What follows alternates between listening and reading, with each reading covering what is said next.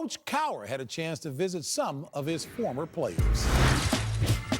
Coach Cowher doing the interview. Boy, I don't see it all.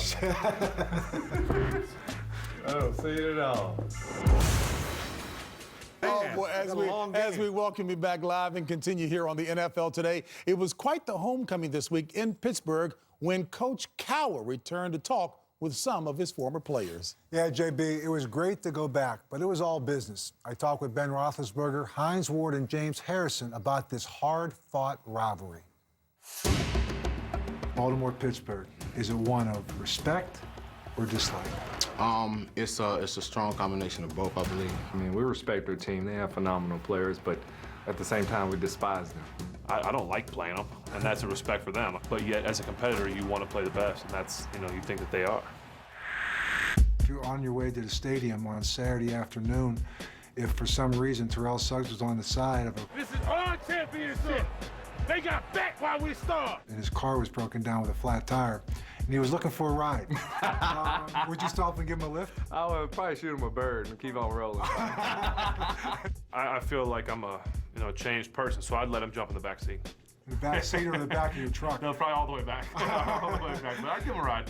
Definitely, I'll pick him up, get him to the game. I don't want no excuses. I mean, make sure he's there and he's dressed. Make sure he's there, he's dressed, he's ready, he has time to prepare. Okay, that's fair enough. Do you think that you have been targeted this season?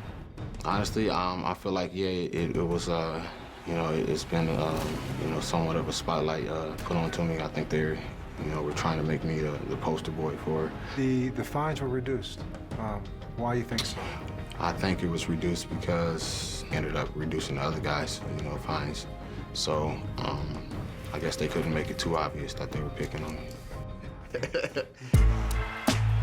Early in the season, there was a lot of things that were being said, and you called the NFL hypocrites. Do you still stand by that?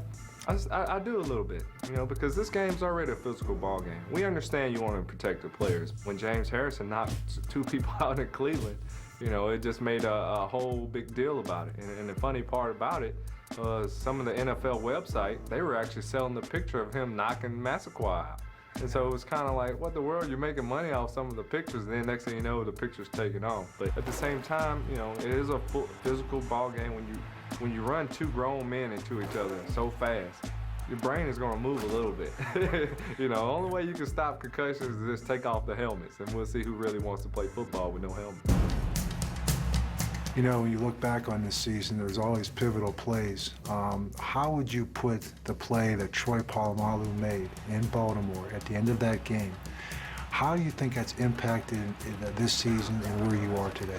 When Troy made that play and gave us our opportunity down there to score and win that game, it just changed the outcome of our whole mentality, of our whole confidence. We can go on the road and beat anybody. Touchdown! Without that play, I don't think we're in the position that we're in right now. It puts our season in a whole different aspect. I don't think we get a bye. If you had the opportunity to speak to the team on Friday night in the meeting, what's a message you'd want to send to your teammates and to your team about this game against the Baltimore Ravens? Cherish the moment. Let it be too big for you during warm-ups. Get it out of the way, because then when the ball's kicked off, come back and just play the game. Play the game the way it's supposed to be played, the way you've played it since you were a little kid. You're going to remember this game probably for the rest of your life. What greater feeling to put Baltimore out of the tournament and just have them watching TV as they're watching us in the next round. Guys, this rivalry was something that, it goes back when we were playing, and, it starts with, you get players trash talking. I mean, there used to be a tight end for Baltimore. He used to sit there. Number one, he said we weren't a very good football team after they beat us. And then he's talking about Plexiglass, one of our receivers. And I had nothing to say. Listen, he's a Hall of Fame tight end. Right. I had no problem with that. But the fact that he was just a pass-receiving tight end. Just the pass-receiving. Yeah, he couldn't block at the point of attack. I didn't say that to the team. But I didn't say anything like that to the team. But I respected him. I respected him as a player, but that's where the rivalry started. How did I get brought into this, JB? I was just minding my own business. No, it wasn't anything about minding business. You had the initial comments about our football team, about some of our players. And you know what? You do take it personal. Just take credit for you it. Take it But you personal. should It take became credit for a it because personal game. It's one of the great rivalries, if not the best rivalry in the NFL, and you were right there at the beginning of it. Jay, all I said was they weren't very good. I mean, it wasn't like I just beat on them. You know what? I can hear Grandma Porter now saying, leave my baby alone. Yeah. And let's continue.